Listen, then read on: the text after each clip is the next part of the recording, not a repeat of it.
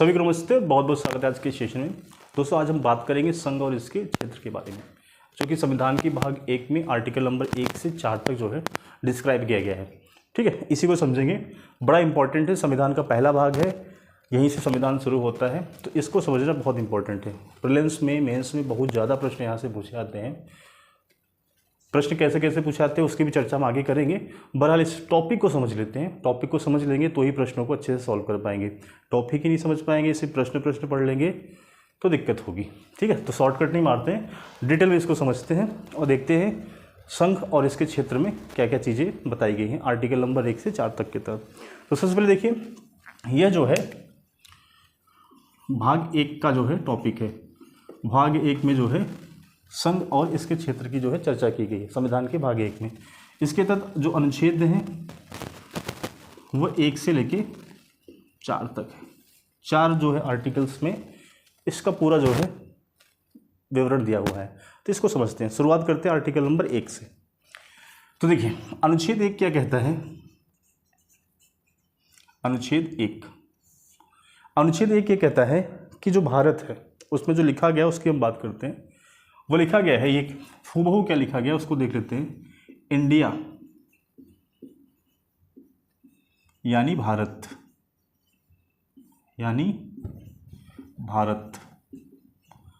Comma बजाय यह बजाय राज्यों के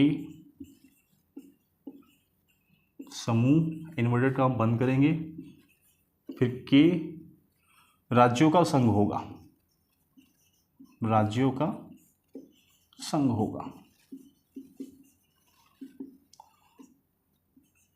ठीक है। यह बात जो है आर्टिकल नंबर 1 में रखी गई है। काफ़ी डीप मीनिंग के साथ जो है ये बातें रखी गई हैं। ये जो राज्यों का समूह है, राज्यों का संघ है, ये बहुत ही डीप मीनिंग वाले शब्द हैं। इसको समझना बहुत ज़रूरी है। जब तक आप इसको नहीं समझेंगे आर्टिकल नंबर 1 मतलब समझ ही नहीं पाएंगे। भारत क्या है, कैसे इसके राज्य है, कैसे इसके संघ क्षेत्र हैं, इन सब चीज़ों को समझने के लिए इन 2 शब्दों को समझना बहुत ज़रूरी है। राज्यों के समूह और राज्यों के संघ को, उसको भी डिकोड करेंगे। बहरहाल अगर आप इस शब्द को पढ़ें, आर्टिकल नंबर 1 के शब्द लिखें, इसमें 2 बातें साफ साफ स्पष्ट होती हैं। पहली बात क्या है, अगर आप इसको पढ़ते हैं, इंडिया यानी भारत बजाय राज्यों के समूह के राज्यों का संघ होगा। तो इसको अगर आप पढ़ते हैं तो इसमें 2 बातें निहित है। पहली क्या है कि देश का नाम छुपा हुआ है। देश कह लीजिए, राष्ट्र कह लीजिए, देश का नाम निहित है। ठीक है, नाम है ना, इंडिया यानी Bharat, India that is Bharat English में कहते हैं, तो हिंदी में लिखा है इंडिया यानी भारत। पहला तो नाम जो इसमें छुपा हुआ है।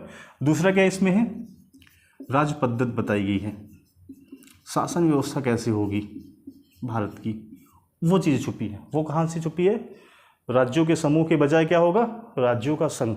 तो भारत की जो शासन व्यवस्था है वो यूनियन ऑफ स्टेट वाली है। तो पहले इसको जब समझेंगे राज्यों के समूह, राज्यों का संघ वाला, तो समझ जाएंगे शासन पद्धति कैसी है। ठीक है, तो कहने का मतलब ये है कि आप अगर आर्टिकल नंबर 1 को पढ़ेंगे तो इसमें 2 बातें निहित हैं। एक तो देश का नाम का पता चलता है, दूसरा जो है राज पद्धति के बारे में पता चलता है।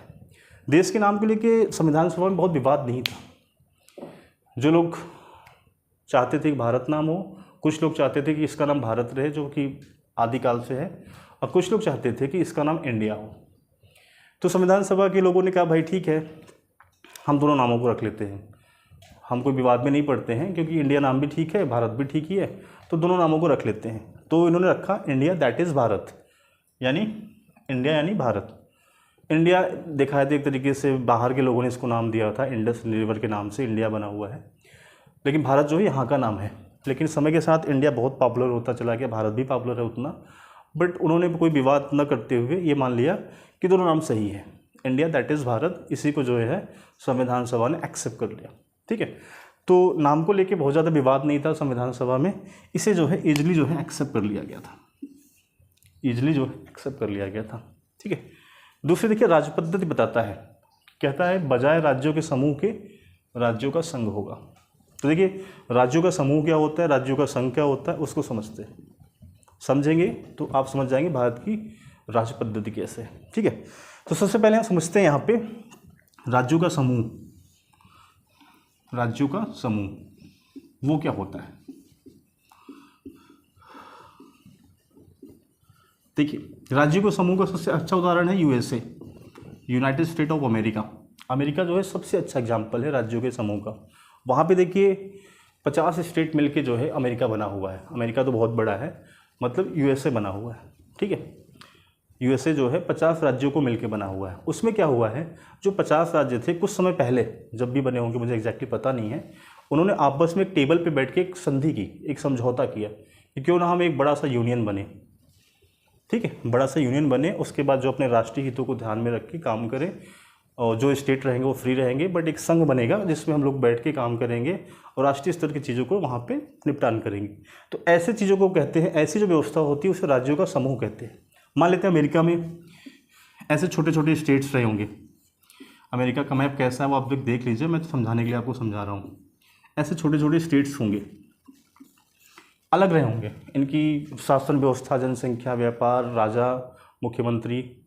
तो उस राज्य के मुख्यमंत्री, प्रधानमंत्री जो भी होते होंगे, सब कुछ होते होंगे, सब कुछ शासन व्यवस्था उसकी चल रही होगी, ठीक है। जब ये एक नहीं हुए थे तो लोगों ने कहा ठीक है भाई, हम क्या करते हैं, सारे राज्य मिलके एक संघ बनाते हैं। सारे राज्य मिलके जो है एक संघ बनाते हैं, और संघ का एक राष्ट्रपति होगा, जो कि देखिए अभी ट्रंप साहब थे, अभी बाइडेन हैं, आगे हो सकता है 24 में चुनाव हो, कौन बनेगा वो अलग बात है, यूएसए की पॉलिटिक्स अलग चीज़ है। तो इन्होंने जो है राज्यों ने मिलकर एक समूह बनाया, संघ बनाया, यूनियन बनाया, फेडरेशन कह लीजिए, फेडरेशन कहना ज़्यादा अच्छा है, ठीक है। और इसको नाम दिया United state of America, United संयुक्त राज्य अमेरिका, क्योंकि जो सारे राज्य जो है एक हुए थे, संयुक्त राज्य अमेरिका, इसको नाम दिया गया। ऐसी व्यवस्था में क्या होता है, जो मान लीजिए एक्स कोई स्टेट है, तो यहाँ के नागरिक की जो नागरिकता वो दो होगी, एक होगी अमेरिका की और दूसरी होगी उस राज्य की। यहाँ झंडा भी दो होगा, एक होगा अमेरिका का झंडा, एक उस राज्य का। वहाँ की पुलिस व्यवस्थाएं भी दो होंगी, एक होगी यूएसए लेवल पे, एक होगी उस राज्य की। वहाँ की पॉलिसीज भी बनेंगी, ऐसी बनेंगी, एक होगी राष्ट्रीय स्तर की, एक होगी राज्य स्तर की, ठीक है। वहाँ सब कुछ अलग अलग है। तो ऐसी व्यवस्था को राज्यों का समूह कहते हैं, क्योंकि यह राज्य आपस में मिल पड़े, मिल के उन्होंने एक जो है संघ बनाया, समूह बनाया, ठीक है। यहाँ पे क्या होता है कि राज्य कोई सा भी अपने आप को समूह से हटा सकता है कि भाई मैं नहीं रहूँगा इस समूह में, मेरा मज़ा नहीं आ रहा, मेरे जो राष्ट्रीय हित हैं, व्यक्तिगत हित है, मेरी जनसंख्या का जो हित है वो नहीं सही हो रहा है, नहीं अच्छा बन रहा है, तो मैं इस समूह में नहीं रहूँगा, हट जाऊँगा। ऐसे यूके भी एक समूह ही है, फेडरेशन ही है, यूनाइटेड किंगडम, वहाँ पे 3 देश मिलके जो यूके बना हुआ है। तो ऐसी व्यवस्थाओं को राज्यों का समूह कहते हैं, कई सारे राज्य मिलके काम करते हैं। जबकि भारत जो है इससे हटके, भारत में भी राज्य है, केंद्र सरकार भी है, यहाँ भी सेंट्रल गवर्नमेंट है, स्टेट गवर्नमेंट है, बट भारत इससे हटके, वो राज्यों का समूह ना होकर राज्यों का संघ है। तो आप राज्यों का समूह आई थिंक समझ गए होंगे, ऐसी व्यवस्था को राज्यों का समूह कहते हैं। यहाँ पे स्टेट ने पहल किया, जो छोटे छोटे स्टेट्स थे उन्होंने पहल की और एक बड़ा सा जो है समूह बनाया, संयुक्त राज्य अमेरिका जिसे कहते हैं, ठीक है। अब देखिए इधर क्या है, इस वाली व्यवस्था में राज्यों का संघ,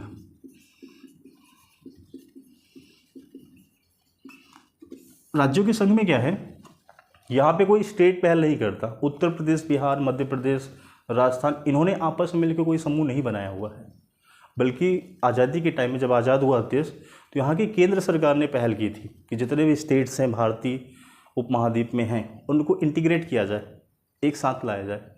ये काम सरदार पटेल ने किया था, नेहरू साहब ने किया था। सरदार पटेल का ज़्यादा योगदान है। तो उन्होंने सब पूरे देश में भ्रमण करके जो भी देसी रियासतें थी, जो भी आउटर एरियाज़ में थी, सबको कहा भाई भारतीय संघ बन रहा है, उस संघ में आप लोग सम्मिलित होइए। तो सरदार पटेल ने पूरे देश में घूम के जो है छोटी छोटी रियासतें थी, रजवाड़े थे, कबीलाई समूह थे, सबको मना के जो है भारतीय समूह में, भारतीय संघ में जो है मिला लिया। तो ये पहल किसकी थी, केंद्र सरकार की थी, ना कि राज्यों की थी। तो उसके बाद क्या हुआ, जो वर्तमान भारत है लगभग वैसा जो है एक फॉर्म जो है पूरा मैप तैयार हुआ, पूरा भारतीय संघ बन गया। अब उन्होंने क्या किया, एडमिनिस्ट्रेशन को अच्छा चलाने के लिए, शासन व्यवस्था को अच्छा चलाने के लिए छोटे छोटे स्टेट्स में डिवाइड कर दिया। आज जो भी स्टेट देखते हैं, उत्तर प्रदेश, मध्य प्रदेश, बिहार, झारखंड, कर्नाटक, तमिलनाडु, असम, मेघालय, जो भी हैं, उनको हम देखते हैं, वो सिर्फ प्रशासनिक इकाई के लिए जो है, प्रशासनिक व्यवस्था को अच्छे चलाने के लिए जो है डिवाइडेड हुए हैं। ऐसा नहीं है कि मतलब इन राज्यों ने मिलकर आपस में भारतीय संघ बनाया, नहीं, केंद्र सरकार ने बनाया हुआ है। इसीलिए जो है भारत में क्या है, कोई भी स्टेट, कोई भी राज्य है, वो अलग नहीं हो सकता भारतीय संघ से, अलग नहीं हो सकता। क्यों? क्योंकि आपने विलय कर लिया है भारतीय संघ में, अब आप परमानेंट मेंबर हैं। ठीक है। केंद्र सरकार या संविधान कह लीजिए, संविधान केंद्र सरकार और राज्य सरकार में शक्तियों का बंटवारा करके रखा हुआ है। इन विषयों पे आप काम करेंगे, इस पे केंद्र सरकार करेगी, जहाँ विवाद होगा वहाँ केंद्र सरकार ज़्यादा रहेगी। भारतीय संविधान ने राज्यों को बहुत अधिकार नहीं दिए, उसके पीछे कारण है, ऐतिहासिक कारण है। क्योंकि आपने देखा होगा 1947 में सांप्रदायिकता के आधार पे किस प्रकार इस्लामिक विचारधारा के मानने वाले लोगों ने पाकिस्तान बना लिया, बांग्लादेश बन गया, पाकिस्तान बन गया। तो अगर स्टेट्स को ज़्यादा पावर दे देते भारत में, तो हो सकता है कोई भी स्टेट खड़ा हो जाए, सेपरेशन की बात करने, सेपरेट होने की बात करने लगे। तो इसलिए जो है भारतीय संविधान ने स्टेट्स को बहुत पावर नहीं दी है, संघ को यानी केंद्र सरकार को ज़्यादा पावर दे रखी है, क्योंकि संघ ही सब कुछ है भारत में। भारत के में जो स्टेट हैं वो अलग नहीं हो सकते। भारत में नागरिकता एक है, जबकि अमेरिका में दो है, एक राज्य की, एक देश की। ठीक है। हमारे यहाँ जो है क्या कहते हैं, सुप्रीम कोर्ट, हाई कोर्ट, ये सब जो है एक तरीके से सीक्वेंस में लगे हुए, स्वतंत्र हैं, एकीकृत है, यूनिक हैं सब। लेकिन वहाँ पे क्या है, राज्य सरकार हाई कोर्ट में हुए, राज्य सरकार का जो विषय हाई कोर्ट देखती है, केंद्र सरकार के लिए सुप्रीम कोर्ट है। ठीक है। तो इस प्रकार की जो है व्यवस्थाएं हैं। तो ऐसी व्यवस्था को जो है राज्यों का संघ कहा जाता है, जिसमें राज्य अलग नहीं हो सकते, क्योंकि भारत जो है राज्यों के बीच हुए किसी समझौते का परिणाम नहीं है। पूरा भारत एक है, ये कभी भी अलग नहीं हो सकता, कभी भी खंडित नहीं हो सकता, कभी भी नहीं, अखंड भारत है। जम्मू कश्मीर में लोग नारे लगाते थे कश्मीर बनेगा, पाकिस्तान नहीं बनेगा, क्योंकि वो भारतीय संघ का हिस्सा है। जो भारतीय संघ का हिस्सा है वो कभी भी अलग नहीं हो सकता, आखिरी टाइम तक अलग नहीं हो सकता। कैसे भी सरकारें आ जाए, अगर संविधान यही रहता, यही ढांचा रहता है संविधान का, तो कभी भी अलग नहीं हो सकता। तो ऐसी व्यवस्था कहते हैं राज्यों का संघ, जिसमें भारत का मैप है, भारत में जो भी स्टेट्स हैं वो डिवाइडेड है।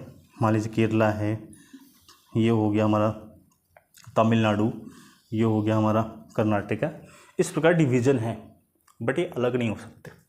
ठीक है। ऐसी व्यवस्था कहते हैं राज्यों का संघ। और ये वाला जो है राज्यों का समूह है। यूएसए क्या है? यूएसए क्या है? राज्यों का समूह है। और भारत क्या है? राज्यों का संघ है। ठीक है। भारत जो है राज्यों का संघ है। तो ये अंतर होता है, आप लोग समझ गए होंगे मेरे ख्याल से। तो जो है ये व्यवस्थाएं जो है संविधान बनाने वालों ने करी है कि भारत जो है जिससे कभी ना टूट पाए। उन्होंने 1947 में देखा था किस प्रकार भारत टूटा था, तो भारत कभी ना टूटे, इसके लिए जो है उन्होंने ऐसी व्यवस्थाएं कर रखी है। ठीक है, आगे बढ़ते हैं।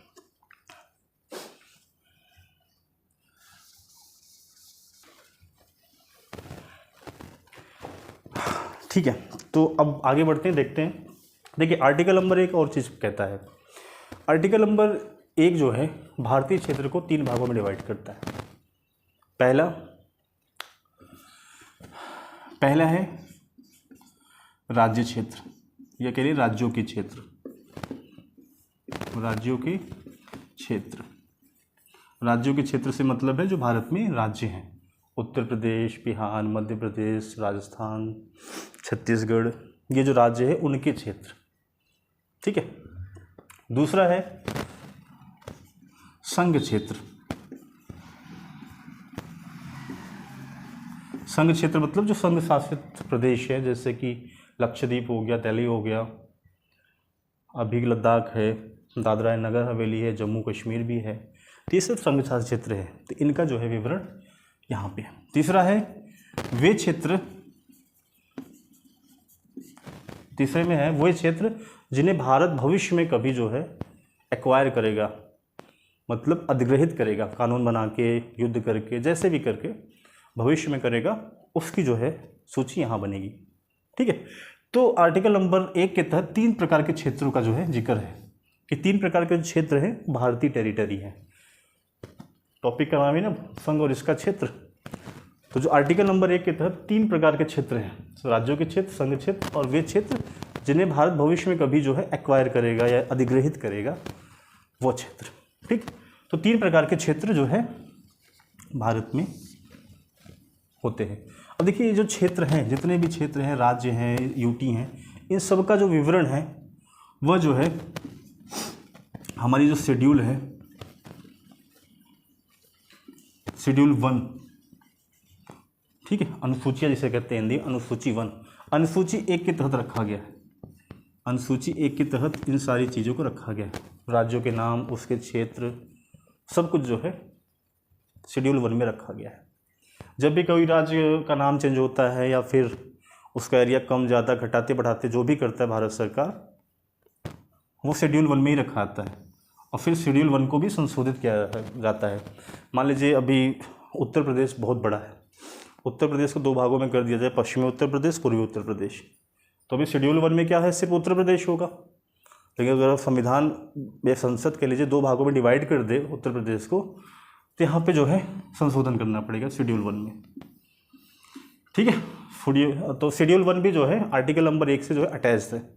जब भी कोई संशोधन यहाँ होगा तो वहाँ भी होगा। इसका पूरा विवरण जो है शेड्यूल 1 में दिया हुआ है।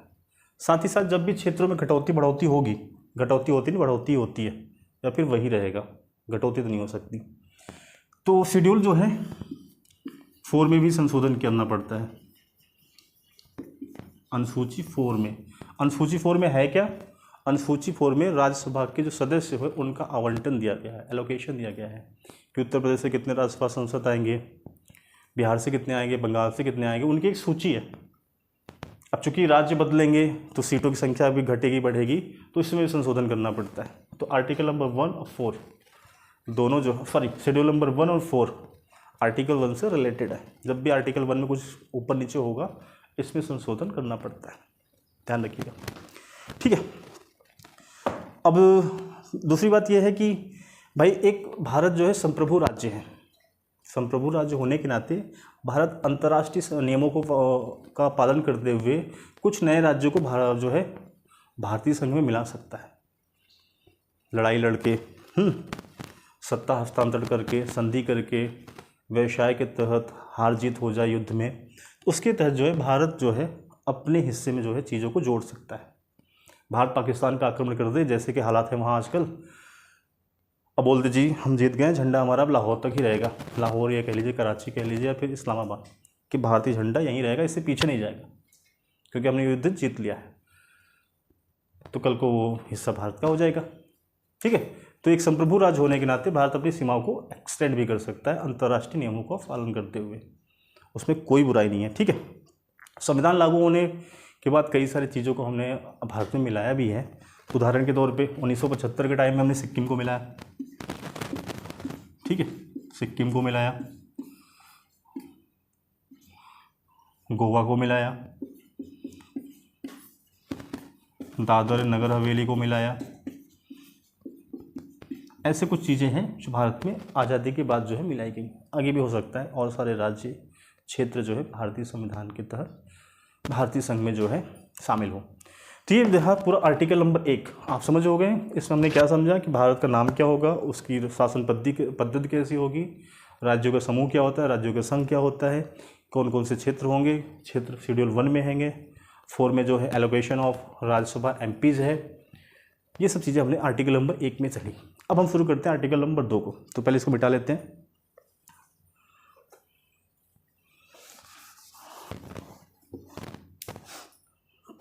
चलो जी, आर्टिकल नंबर 2 को समझते हैं। देखिए, आर्टिकल नंबर 2 जो है भारतीय संसद को शक्ति प्रदान करता है, कुछ विशेष जो है शक्तियाँ प्रदान करता है। कैसे प्रदान करता है, क्या क्या प्रदान करता है, वो समझते हैं। आर्टिकल नंबर 2 भारतीय संसद को ये कहता है कि आप विधि द्वारा जो भी नियम कानून शर्त रखने हैं उस शर्तों को रखिए और भारतीय संघ में नए राज्यों को प्रवेश कराइए। फिर से बोलता हूँ, आर्टिकल 2 भारतीय संसद को ये शक्ति प्रदान करता है कि आप विधि द्वारा जो भी आपकी टर्म एंड कंडीशंस है उसके साथ साथ जो है भारतीय राज्य में जो है भारतीय संघ में जो है नए राज्यों का प्रवेश कराइए या गठन कीजिए। ठीक है, तो क्या है समझ सकते हैं। ठीक है, तो दो प्रकार के जो है शक्ति देता है। पहली शक्ति क्या है, नए राज्यों को भारत में, नए राज्यों को भारत में शामिल करें या भारतीय संघ में शामिल करें। अब नए राज्य कौन से भाई, बताता हूँ कौन से नए राज्य, किसको भारत में भारतीय संघ में शामिल करने की बात हो रही है। दूसरी है नए राज्यों का गठन करिए, नए राज्यों का गठन करिए, गठन करिए। तो आर्टिकल नंबर 2, आर्टिकल 2 संसद को यह शक्ति देता है कि आप जो है भारतीय संघ में नए राज्यों को जो है शामिल करिए या फिर नए राज्यों को गठन करिए। दो प्रकार की शक्ति देता है। ठीक है, तो पहली जो शक्ति है नए राज्यों को भारत में शामिल करिए, वो उन राज्यों को लेके है जो अस्तित्व में है, जो वर्तमान में एग्जिस्ट करते हैं, जिनका नाम है, जिसका झंडा है, जिसके एक सत्ता है।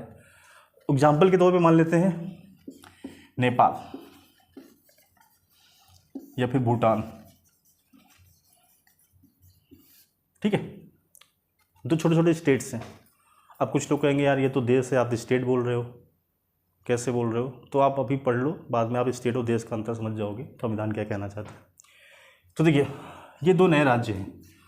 अब भारतीय की जो संसद है इनके साथ बैठ के टेबल पे डिस्कशन करें, उनको मनाएं, उनको अपने बेनिफिट्स बताएं कि आप हमारे साथ मिलकर क्या कर सकते हो।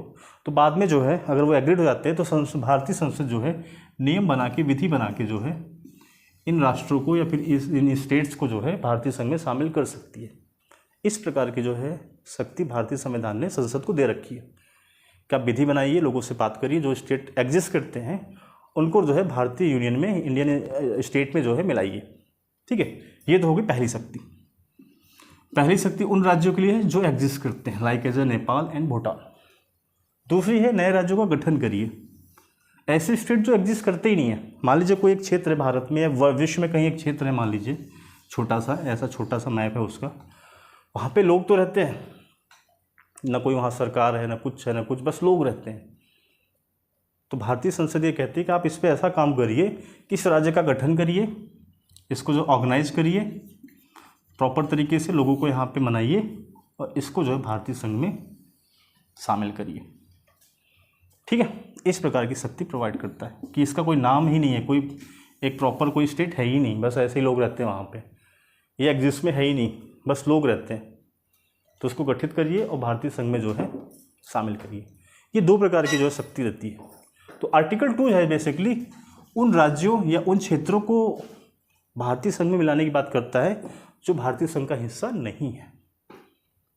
ठीक है, मोटा समझ गए होंगे, क्योंकि जो भारतीय संघ का हिस्सा नहीं है उसको मिलाने की बात करता है आर्टिकल नंबर 2 कि संसद विधि द्वारा या कानून द्वारा ये सब काम करे। ठीक है, आई होप आप समझ गए होंगे, नहीं समझे होंगे वीडियो को रिमाइंड करके दोबारा से देखिए। अब हम बात करते हैं आर्टिकल नंबर 3 के। आर्टिकल नंबर 3 में बेसिकली राज्यों के नाम परिवर्तन, उनकी सीमाओं का परिवर्तन, जो कि अभी पीछे कई बार हो चुका है, उसके बारे में जो है चर्चा करते हैं।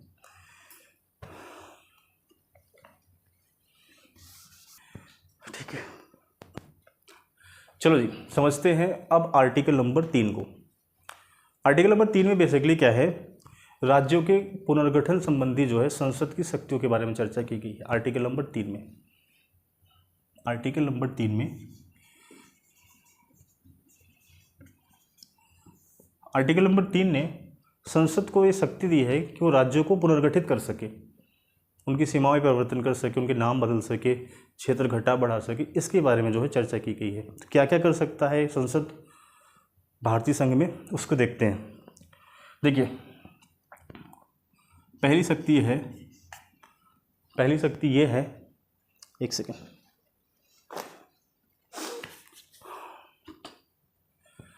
पहली बात है किसी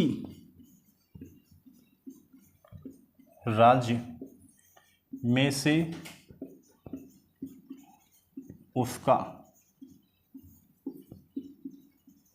राज्य क्षेत्र घटा करके या फिर किसी, मान लो कोई स्टेट है, उसका जो राज्य क्षेत्र है उसको राज्य क्षेत्र को घटा करके, ठीक है, या अलग करके, या फिर दो या अधिक राज्यों के क्षेत्र को मिलाकर, ठीक है, दो या दो से अधिक राज्यों के क्षेत्रों को मिलाकर, ठीक है,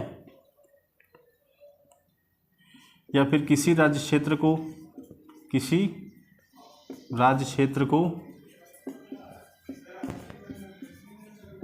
दूसरे राज्य के भाग में मिलाकर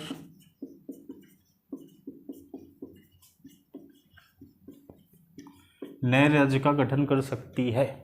क्या कर सकती है? नए राज्य का गठन कर सकती है।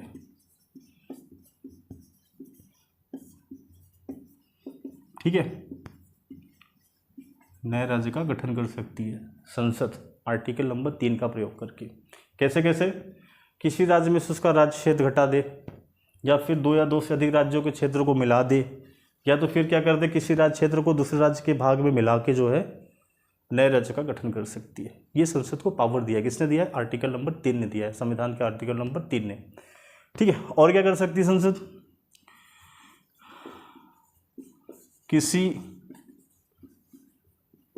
राज्य का क्षेत्र जो है घटा सकती है या फिर बढ़ा सकती है।